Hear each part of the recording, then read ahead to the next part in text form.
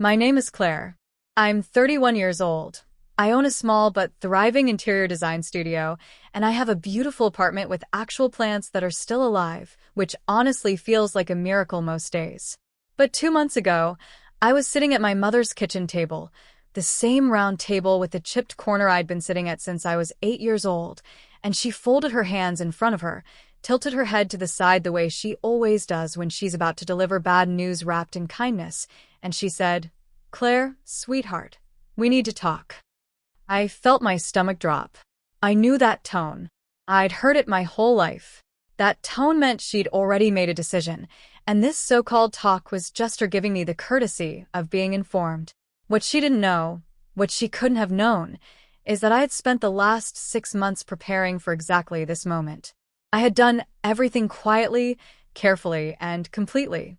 And when she finished her little speech, I opened my bag, placed a folder on that chipped kitchen table, and watched the color drain from her face.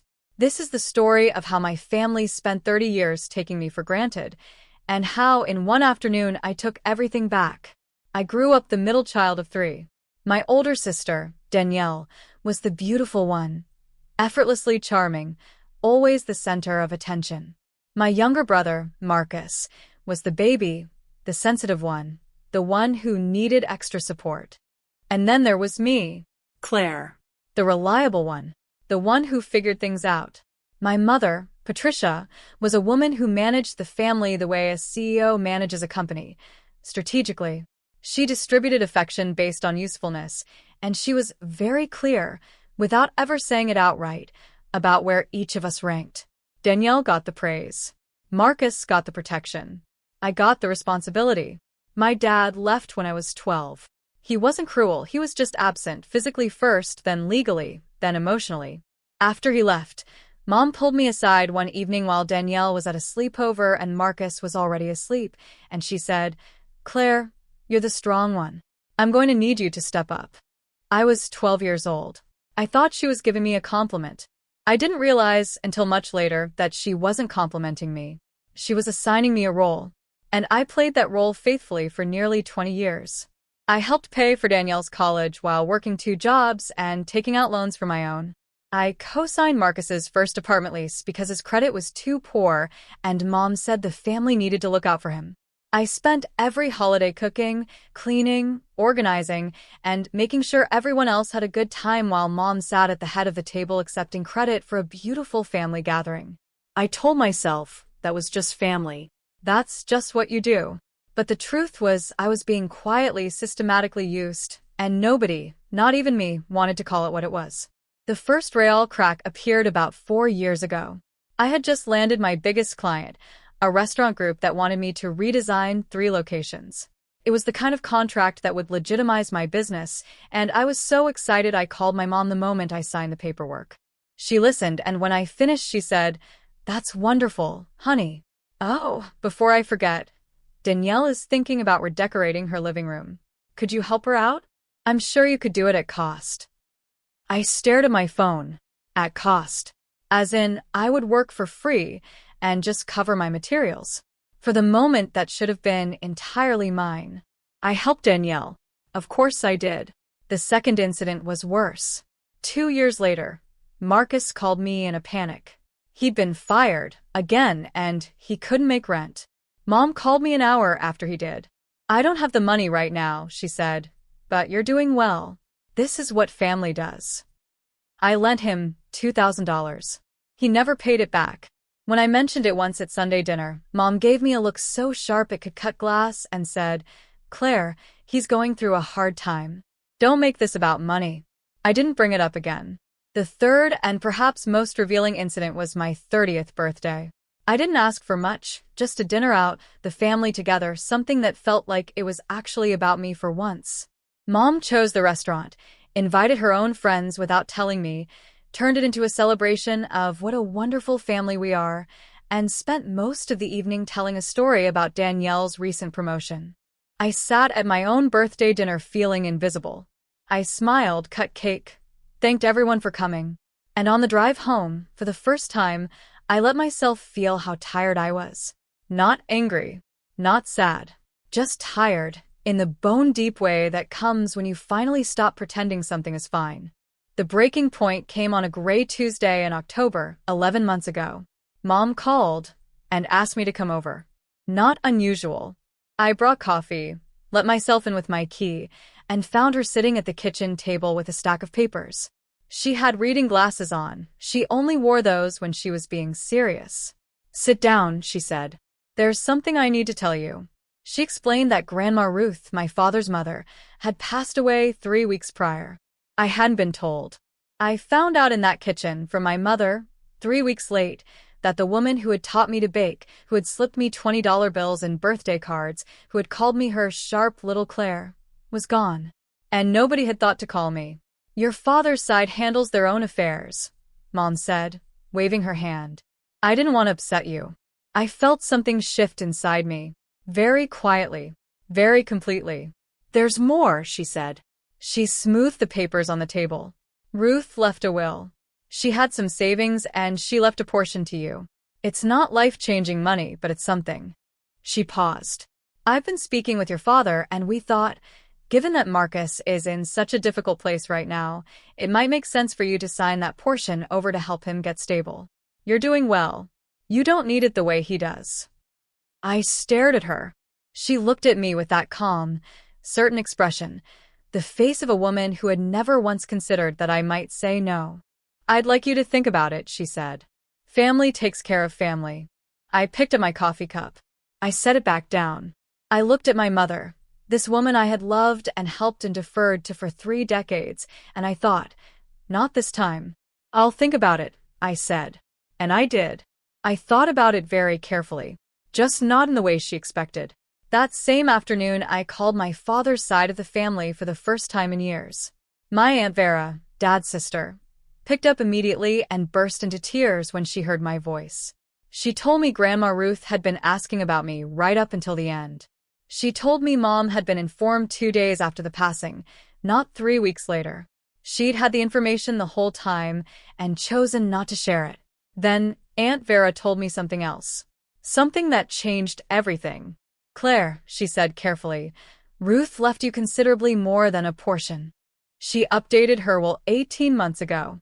She left you the full inheritance from her personal savings, the house proceeds from when she sold in 2019. Claire, it's just over $90,000. I sat very still. $90,000. And my mother had described it as not life-changing money, and suggested I hand it over to Marcus. I called an estate attorney the next morning. Within the week, I had filed the proper claim documents, received confirmation that I was the sole named beneficiary, and understood exactly what my legal rights were, which were total and complete. There was nothing my mother, my father, or anyone else could do to redirect that inheritance. It was mine. I didn't tell a single family member. Over the next 3 months, I used a portion of that inheritance to retire the business loan I'd been carrying, pay off my car, and establish a 6-month emergency fund. I also, and this was the quiet part, the part that felt the most significant, had a locksmith come and rekey my apartment. Changed the codes. Quietly began the process of legally removing my name from Marcus's old lease, which had somehow never been fully resolved. I prepared for every scenario. I kept my voice neutral at Sunday dinners. I listened to Marcus complain about his job. I watched Danielle show everyone photos from her vacation. I helped Mom carry dishes to the kitchen. I smiled and said very little and waited. When Mom called 2 months ago and asked me to come over for a talk, I knew exactly what it was. She'd been patient. She probably thought she'd been giving me time to come around.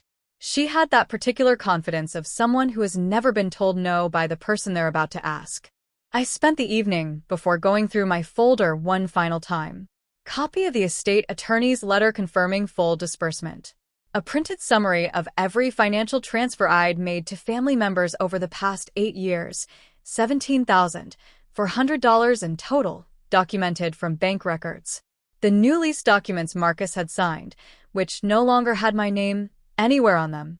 A brief, factual letter I had written to Aunt Vera and several other family members on my father's side, reintroducing myself and expressing my gratitude for Grandma Ruth's kindness. I drove to Mom's house the next afternoon. I brought the folder in my bag. I accepted the coffee she offered. I sat down across from her at that round table with the chipped corner. And I waited. She folded her hands.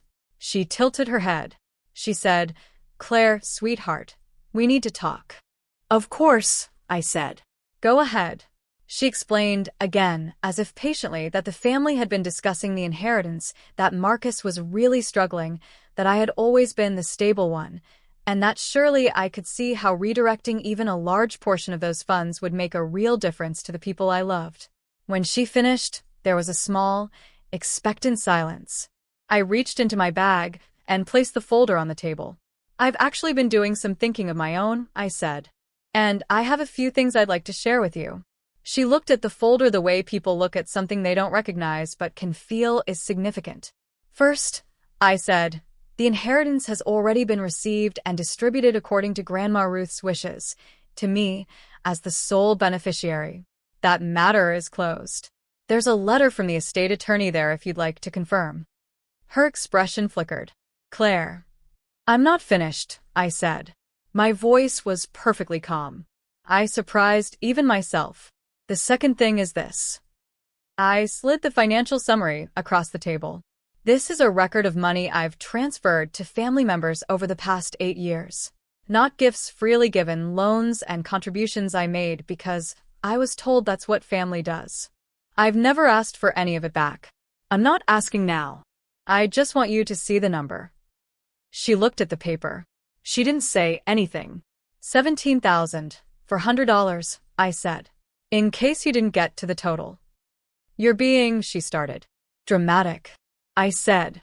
I heard the word she was about to use before she even used it, and I said it first, gently, without accusation. "That's what you were going to say, isn't it?" She closed her mouth. "Mom," I said, "I've spent my entire adult life being the stable one, the reliable one, the one who stepped up, who co-signed, who lent money, who worked at cost, who found out 3 weeks late that the woman who loved her most on my father's side had passed away." My voice didn't break. I was proud of that. I'm not angry. I want to be clear about that. But I am done. Done with what? Her voice had an edge now, the first sign of real alarm. "Done being available for things that cost me and don't cost anyone else anything," I said. "Marcus's lease no longer has my name on it. By the way, I had that resolved last month. I'm not a co-signer for anyone in this family going forward. And the inheritance is mine.